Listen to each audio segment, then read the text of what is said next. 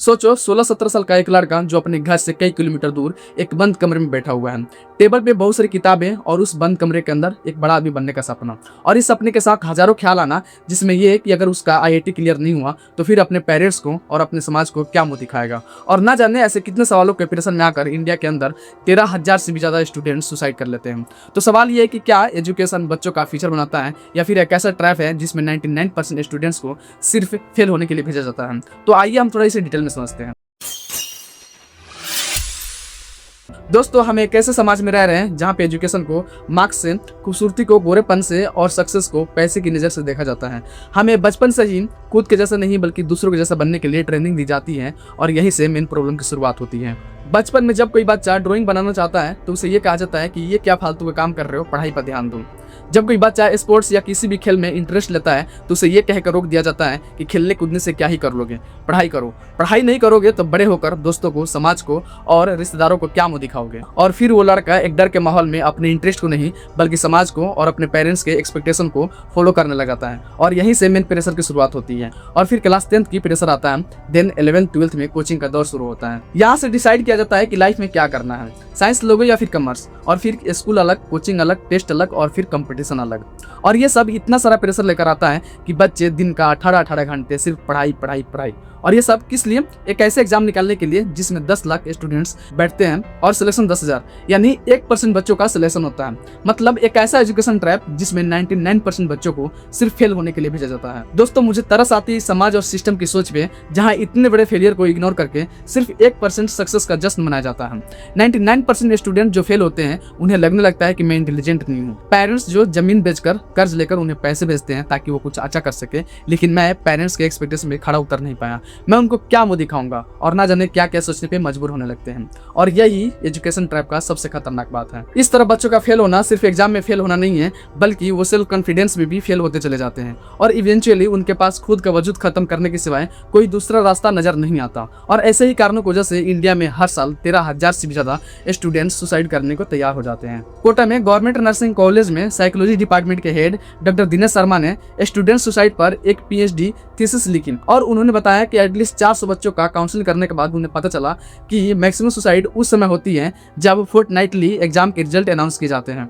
इस suicide note को देखिए, इस बार हम हार्ड वर्क कर रहे थे लेकिन फिर भी रिजल्ट नहीं आया, हमारी हिम्मत नहीं होगी आपसे नजरें मिलाने की, इसलिए अपनी लाइफ खत्म कर रहे हैं। सॉरी दादाजी, लेकिन मैं इंजीनियर टाइप का नहीं हूँ। सॉरी कमजोर होने के लिए, लेकिन अब मेरे पास हिम्मत नहीं बची है। दोस्तों, इस सुसाइड नोट में आप खुद देख सकते हैं कि ये बच्चा कितना प्रेशर झेलने के बाद ये कुछ लाइन लिखी और सॉरी बोलकर खुद को खत्म कर लिया, जबकि उसकी कोई गलती नहीं थी बल्कि समाज और पेरेंट्स की गलती थी। और इसीलिए मैं यहाँ पे समाज और पेरेंट्स को साइलेंट किलर कहूँ तो इसमें कुछ भी गलत नहीं होगा। ऐसे कितने सुसाइड नोट मिले हैं जिसमें इस तरह की बातें देखने को मिलती हैं, जो फैमिली के प्रेशर की असलियत को दिखाती हैं, और इस वजह से बच्चे अपने माता पिता की सपने पूरा करते हैं, न कि खुद का सपना। दोस्तों, सच्चाई तो ये है कि एजुकेशन का असली मतलब सिर्फ मार्क्स लाना, अच्छी नौकरी करना और बहुत सारे पैसे कमाना बिल्कुल भी नहीं है, बल्कि एजुकेशन का मतलब तो बच्चों में सोचने समझने की क्षमता विकसित करना, अपनी सोच को एक नई उड़ान देना, अपनी पोटेंशियल को एक्सप्लोर करना और एक शिष्टाचार इंसान के रूप में उभर कर समाज को एक नई दिशा देना है। लेकिन अफसोस कि ऐसा कुछ नहीं है। पेरेंट्स भी गलत नहीं है, वो तो बस अपने बच्चों का सिक्योर फ्यूचर चाहते हैं, लेकिन वो क्यों भूल जाते हैं कि उनका ऐसा सोचना उनके बच्चों का जीवन बर्बाद कर सकता है। लेकिन नहीं, वो अपने बच्चों पर अपनी सारी उम्मीदें टिका देते हैं और अपनी जमा पूंजी कोटा के महंगे कोचिंग सेंटर के फी और किराए पर खर्च कर देते हैं, जहाँ एक कोचिंग सेंटर का फी एवरेज 2.5 लाख है। और उस 16-17 साल के बच्चे से ये उम्मीद की जाती है कि अच्छा रैंक लाएगा, अच्छा सैलरी वाली नौकरी पाएगा और पेरेंट्स की नाम ऊंचा करेगा और फिर फैमिली की किस्मत बदल देगा। लेकिन उस बच्चे से कोई ये नहीं पूछता कि उसकी अपनी पसंद क्या है। अगर कोई शायद पूछ ले तो शायद यह हाल ना होता। लेकिन प्रॉब्लम तब आती है जब हर बच्चे को एक ही ढांचा में डालने की कोशिश की जाती है। ये बातें उन पेरेंट्स को क्यों नहीं समझ में आती कि हर बच्चा IITian नहीं बन सकता, हर बच्चा डॉक्टर नहीं बन सकता, लेकिन हर बच्चे के अंदर कुछ न कुछ यूनिक क्वालिटी जरूर होती है। किसी में क्रिएटिविटी होती है, किसी में लीडरशिप, तो किसी में आर्ट्स, तो फिर किसी में प्रॉब्लम सॉल्विंग। लेकिन एजुकेशन ट्रैप ने इन सारे टैलेंट को इग्नोर करके सिर्फ मार्क्स को इंपोर्टेंट देता आया है। इतिहास उठाकर देख लो, Mark Zuckerberg, Elon Musk, Bill Gates, Jeff Bezos, Mahavir और बुद्ध जैसे